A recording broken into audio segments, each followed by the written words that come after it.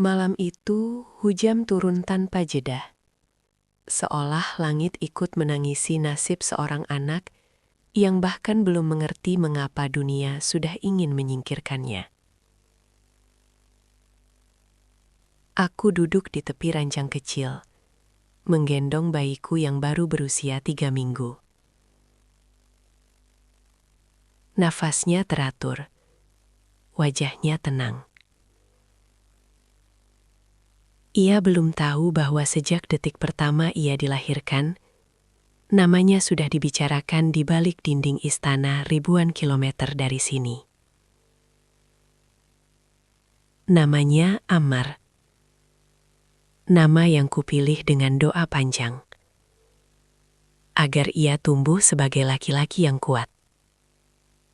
Bukan karena darah bangsawan, tapi karena ia lahir dari seorang ibu yang terpaksa belajar menjadi baja. Desa kecil ini tak berubah. Jalan tanah yang sama, rumah kayu yang sama. Namun aku yang kembali, bukan lagi Aisyah yang dulu. Tatapan orang-orang berbeda. Ada iba, ada curiga, ada sinis. Mereka tak bertanya langsung, tapi bisik-bisik mereka lebih tajam dari pisau. Anaknya mirip orang Arab. Katanya kerja di istana. Jangan-jangan aku memilih diam. Karena tak semua orang pantas menerima kebenaran. Ibuku sering terbangun malam hari. Ia takut sesuatu akan terjadi padaku. Dan firasat seorang ibu tak pernah salah. Suatu sore, ketika matahari mulai tenggelam, seorang pria berdiri di depan rumah. Tubuhnya kurus, jenggotnya tak terawat. Namun matanya, aku mengenalnya. Aku hampir menjatuhkan Ammar saat melihatnya. Kamu? Ia mengangguk pelan. Aku Yusuf, pengawal Pangeran Khalid. Dunia seperti berhenti berputar. Aku mempersilahkan dia masuk. Tanganku gemetar menuangkan air. Ia tak minum. Kalimat pertamanya menghancurkan dadaku. Pangeran Khalid sudah tidak terlihat sejak 6 bulan lalu. Aku mencoba bernapas. Maksudmu? Kemana? Ia menunduk lama. Secara resmi, beliau dikirim belajar. Tidak resmi, beliau disingkirkan. Kata itu menggema di kepalaku. Disingkirkan. Aku menangis tanpa suara. Karena di istana, air mata tak pernah dianggap bukti. Yusuf menatap Ammar lama. Anak ini, katanya pelan, adalah alasan mereka tidak tenang. Ia menjelaskan sesuatu yang tak pernah benar-benar kupahami sebelumnya. Tentang garis suksesi, tentang perebutan pengaruh, tentang betapa berbahayanya seorang anak yang lahir tanpa rencana, namun memiliki darah yang sah. Selama anakmu hidup, lanjutnya, akan selalu ada pihak yang ingin menghilangkannya. Entah sekarang, atau nanti. Aku memeluk Ammar erat. Aku tak akan menyerahkannya. Yusuf menatapku iba. Mereka tidak akan meminta izin. Ancaman datang pelan-pelan. Telepon tanpa suara, orang asing yang bertanya alamat. Motor yang berhenti terlalu lama di depan rumah. Aku pindah. Lalu pindah lagi. Namun bayangan itu selalu ikut.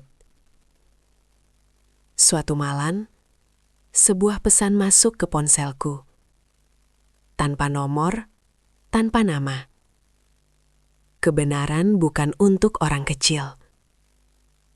Aku tahu. Permainan sudah dimulai. Aku duduk sendirian, memandangi Ammar yang tidur. Aku sadar satu hal pahit. Bersembunyi tidak akan menyelamatkan kami. Satu-satunya cara bertahan adalah membuat dunia tahu. karena istana takut pada satu hal. Sorotan. Aku menghubungi jurnalis itu lagi. Dan kali ini aku berkata, aku siap bicara. Jika aku mati, pastikan dunia tahu kenapa. Yusuf kembali menemuiku. Ia membawa sebuah flash disk kecil. Tangannya gemetar. Ini pesan terakhir Pangeran Khalid. Ia menyimpannya untukmu. Rekaman suara itu membuat lututku lemas. Suara Khalid terdengar lelah, namun jujur. Jika kamu mendengar ini, berarti aku sudah gagal melindungi kalian. Muhammad Waisyah, aku mencintaimu. Bukan sebagai pangeran, tapi sebagai laki-laki biasa. Tangisku pecah. Lalu suara itu melanjutkan.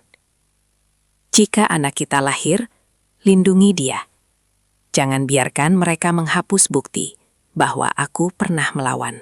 Rekaman itu dipublikasikan. Berita meledak. Media internasional berebut. Istana membantah. Namun suara tak bisa dibunuh. Dan di saat yang sama, ancaman berubah menjadi nyata.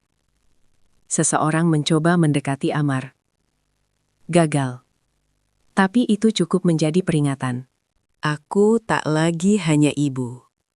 Aku menjadi penjaga. Aku menjadi tembok. Aku menjadi senjata.